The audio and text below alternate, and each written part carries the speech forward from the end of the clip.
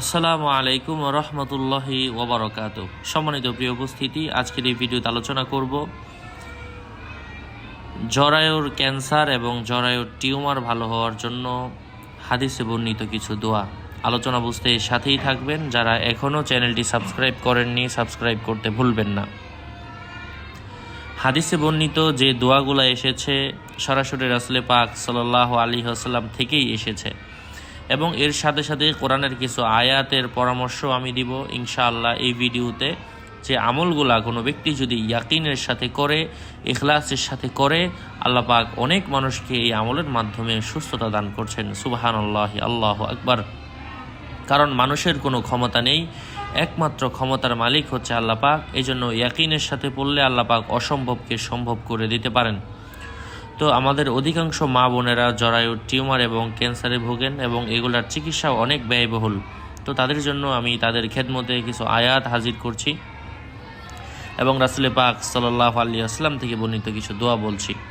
প্রথম দোয়া, যে দোয়াটা বলবো, এই দোয়াটা পড়ার নিয়ম হচ্ছে প্রত্যেক দিন সকালবেলা 3 বার, সন্ধ্যাবেলা 3 বার পরে হাতের মধ্যে ফু দিয়ে যেখানে অসুবিধা ওই জায়গায় একটু বুলিয়ে দিবেন কাপড়ের উপর দিক দিয়ে। দোয়াটা হচ্ছে এটা কাজ না হওয়া পর্যন্ত করতে থাকবেন। এই দোয়ার নিয়ম হচ্ছে এটা, আমি দোয়াটা বলে দিচ্ছি। আল্লাহুম্মা রব্বান নাস আযহিবিল বা'সা ওয়াশফি আনতাশ শাফি লা শিফাআ ইল্লা শিফাউকা ওয়া শিফাআন লা ইউগাদিরু সাকমা। তারপর যে দোয়াটা এসেছে কোরআনের আয়াত থেকে, সেটা হচ্ছে ওয়া ইযা মারিদতু ফাহুয়া ইয়াশফিন। কোরআনের শেফার এই আয়াতটি 3 বার পড়বে এবং 3 বার নিজের যেই জায়গায় সমস্যা ওই জায়গার মধ্যে ফু দিবে, দিনে 1 বার করে, এবং এই আমলটা কাজ না হওয়া পর্যন্ত করতে থাকবেন।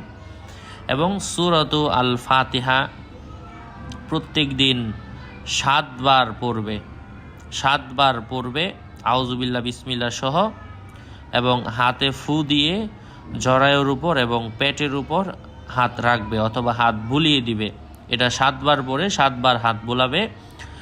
এই আমলটা করতে হবে হচ্ছে দিনে 1 বার করে, তবে যখনই করবে ওই এক জায়গায় বসে 7 বার এই দোয়াটা অর্থাৎ সূরা ফাতিহা 7 বার পরে 7 বার ফু দিবে এবং এই আমলটা কাজ না হওয়া পর্যন্ত করতে থাকবে। রাসূল পাক সাল্লাল্লাহু আলাইহি ওয়াসাল্লাম সূরা ফাতিহা দিয়ে তিনি রুকিয়া হিসাবে ব্যবহার করেছেন এবং করতেন। আল্লাহ পাক আমাদেরকে এই আমলগুলো ইয়াকিনের সাথে, ইখলাসের সাথে বেশি বেশি করার তৌফিক দান করেন। এবং আমি যেই বইগুলো থেকে আমল দেই, স্বপ্নের ব্যাখ্যার বই, আমলের বই, রুকিয়ার বই, যদি সরাসরি কারো এই বইয়ের প্রয়োজন হয় সরাসরি আমার থেকে বইও সংগ্রহ করতে পারেন, অথবা বিভিন্ন মিশক, আম্বর, জাফরান, কালি, কলম, পেপার লেখার জন্য যা যা লাগে নিতে পারেন। যোগাযোগের নাম্বার 01908183699, এটা ছাড়া অন্য কোনো নাম্বার নেই। যাই হোক, আল্লাহ পাক আমাদেরকে আমলের তৌফিক দান করেন। আরও আপডেট পেতে সাথেই থাকবেন। আসসালামু আলাইকুম ওয়া রাহমাতুল্লাহি ওয়া বারাকাতুহু।